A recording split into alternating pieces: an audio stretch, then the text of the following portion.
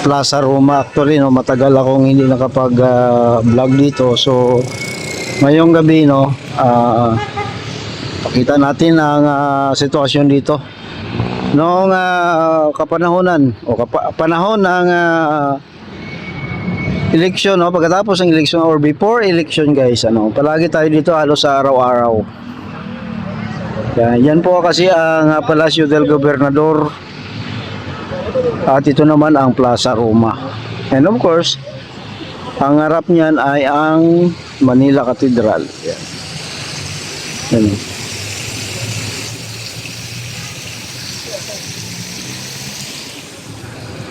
Yan naman ang Palacio del Gobernador. 1 hour lang mga klase. 1 hour lang yung namin dun sa Pinto Artist. Kasi, hindi pa namin So, maganda dito mamasyal, ano.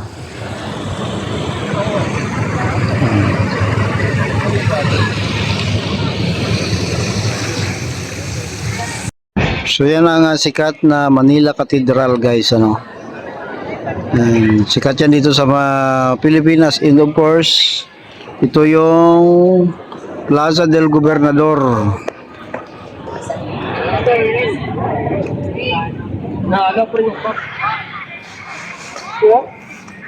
na may maraming kainan dito sa harap, no. Marami ng vendors dati nung unang mga pagkatapos ng presidential election, no, wala pa yan, pero ngayon ang dami na yan, no. So maraming nagpa-picture o nag-selfie dito sa harapan ng Manila Cathedral. Ang ganda kasi ng view dito.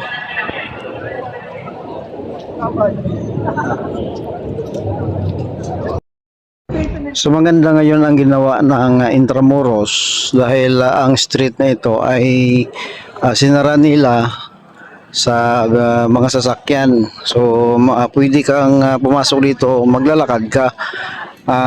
Ang pwede lang yung mga crossing, ano, yung mga maliliit na daanan.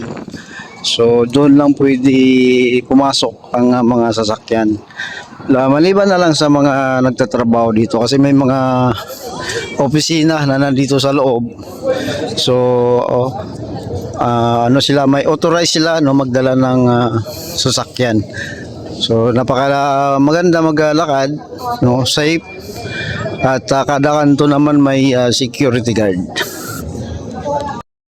So dito sa Intramuros, no, na-preserve nila yung mga lumang bahay. Tulad sa bahay na yan, no. So talagang kung anong nakikita nyo noong unang panahon ng Kastila, ganyan talaga siya. Napakataas. So although na-renovate na yan, pero ayon sa batas kasi kung i-renovate naman, kung ano yung itsura noon, ibalik mo pa rin. So may motor dito, sigurado yan ay mga nagtatrabaho dito, ano. Yan. Or yung iba naman mga security guard, ano, kasi kailangan nila nakamotor sa laki ng space nito.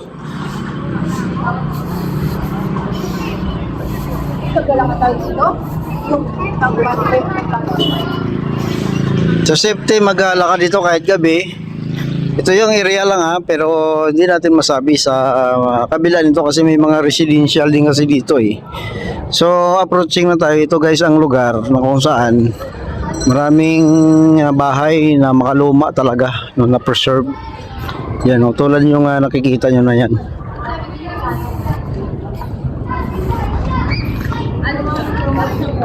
Cafe Intramuros yan, no.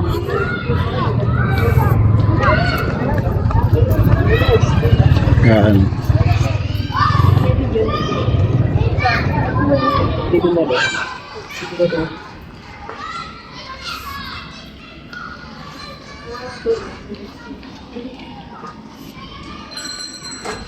Di lang naman siyang nag-reclam.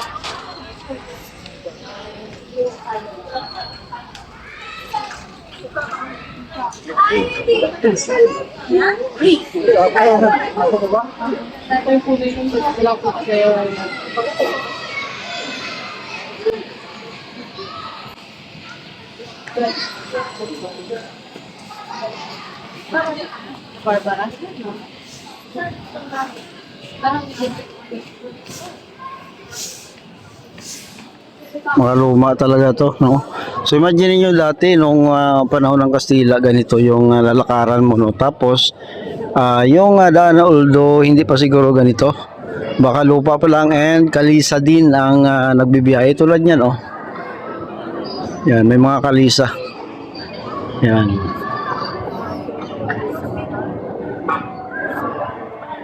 O, diba?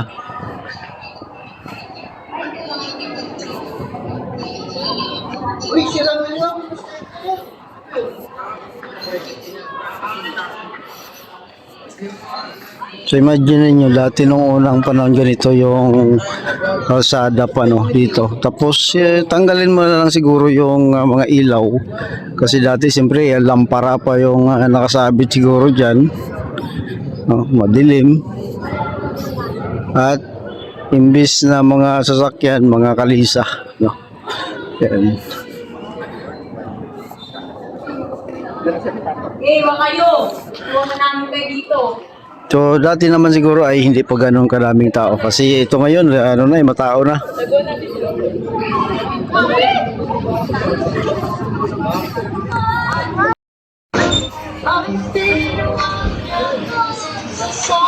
So dito medyo maliwanag na, ano.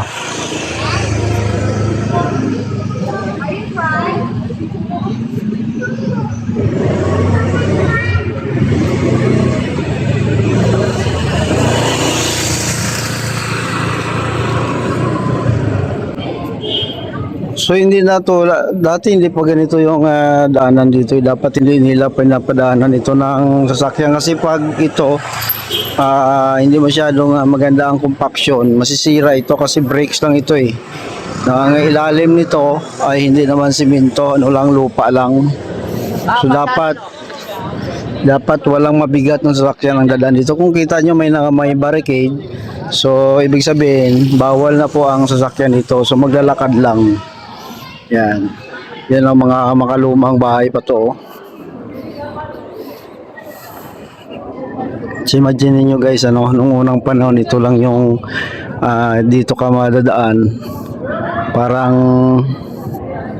no, ma-imagine mo no, sa yung isipan na nung unang panahon ay ganito yung mga bahay.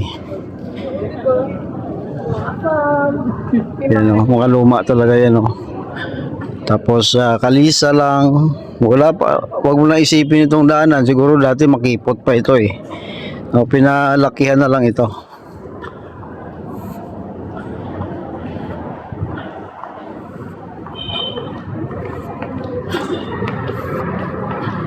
Diba? Ayan o, makaluma pa yan o na bahay.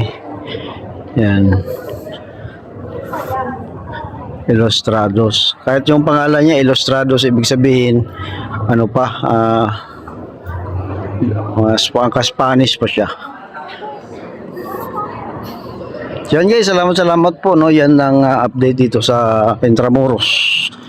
So makapunta kayo dito, napakagandang lugar guys, ano. Sarap mamasyal dito, lalong na maraming kainan na makaka-enjoy talaga. Yan o, may kainan na naman o.